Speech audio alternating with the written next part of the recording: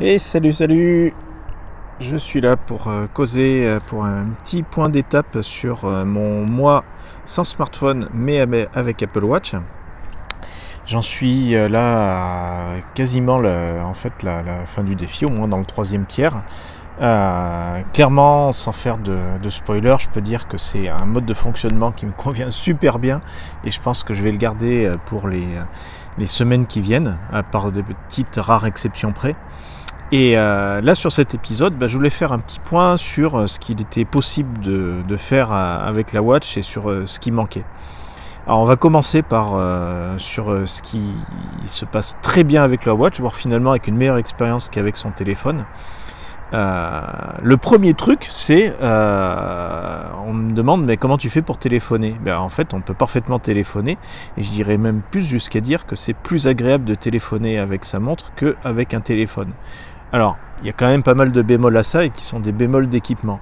Le premier truc, c'est que, sauf à jouer, à être dans un épisode de K2000, on va pas téléphoner avec sa montre directement, on va passer par un casque. Et forcément, vu qu'il n'y a pas de prise jack ni quoi que ce soit, c'est forcément un casque ou des écouteurs Bluetooth. Donc Apple en vend des hors de prix qui fonctionnent pas trop mal, même si le micro est un peu déficient, mais ça fait le job. En tout cas, on est obligé d'avoir cet investissement pour pouvoir utiliser décemment sa montre. Puis de toute manière, c'est quelque chose qui est indispensable pour plein d'usages, pour écouter de la musique, enfin bref, je pense pas que la montre toute seule, on peut l'utiliser bien sûr, mais elle a un rôle un peu particulier. En revanche, quand on a la montre avec des écouteurs, et avec bien sûr l'option cellulaire, puisque c'est l'indispensable si on veut que sa montre fonctionne de manière autonome.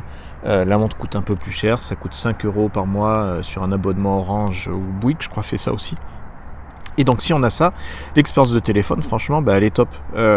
Tout simplement parce que on n'a pas à tenir son téléphone à l'oreille et on est complètement avec une sensation de liberté lorsqu'on téléphone.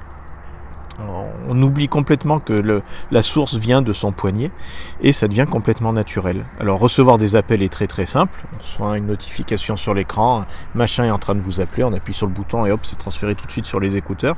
Si vous étiez en train d'écouter de la musique, c'est encore mieux. Si vous n'aviez pas les écouteurs, vous pouvez répondre provisoirement avec la montre en disant attends, je mets mes écouteurs et on discute et hop, en 5 secondes c'est fait. Donc ça marche très très bien. Et puis émettre des appels, en fait ça se passe mieux que je pensais. On peut avoir un clavier pour taper des numéros, on peut sélectionner facilement dans son carnet d'adresses. Et on a la possibilité de demander vocalement appel, machin, et ça se fait d'une manière très limpide. Et très honnêtement, je trouve que c'est une expérience bien plus sympa que d'utiliser un téléphone qui est un peu encombrant. On ne sait pas trop où le mettre, même si on a des écouteurs, on a le truc qui prend de la place dans sa poche. Franchement, très bien.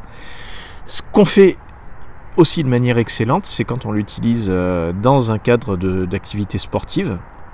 Donc j'ai eu à l'utiliser la Watch sur une salle de sport où je vais quelques fois par semaine. Et là aussi avec des écouteurs qui se cassent pas trop la figure, c'est une expérience qui est super agréable. Déjà parce que on a à portée de main son programme musical ou autre, et on peut très facilement changer, passer d'un morceau à l'autre simplement en tapotant son poignet. Et ça c'est beaucoup plus pratique que si on a à se trimballer un téléphone. Je sais pas si vous avez vu des gens qui manipulent un téléphone dans une salle de sport, c'est pas très pratique. Là ça se passe très très bien. Et puis la montre fait son job de vous accompagner, de vous scruter dans vos activités sportives. Elle peut détecter quelles activités vous êtes en train de faire, si c'est du rameur, du machin. Bref, c'est plutôt très au point. La Watch dernière génération en plus est étanche et permet de vous suivre sur de la natation. Ça donne une expérience un peu bizarre où on peut potentiellement recevoir des messages pendant qu'on est dans la flotte et en train de nager. Mais force est de constater que ça marche plus trop bien.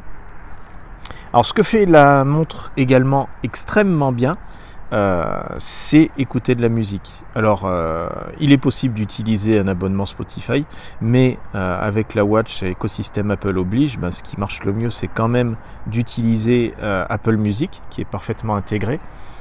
Alors parfaitement c'est pas exactement le cas en fait, il y a l'app Apple Music sur la Watch est un peu bizarre. Pour vous donner un exemple, si vous êtes déconnecté de votre montre, Vous avez accès via l'interface si vous êtes déconnecté de votre téléphone, vous avez accès à l'interface sur la montre d'Apple Music qui vous permet de récupérer les derniers morceaux écoutés, les suggestions qui sont disponibles en streaming sans problème. Ça marche en streaming, c'est-à-dire qu'on n'a même plus besoin de télécharger à l'avance les morceaux sur la mémoire de son device.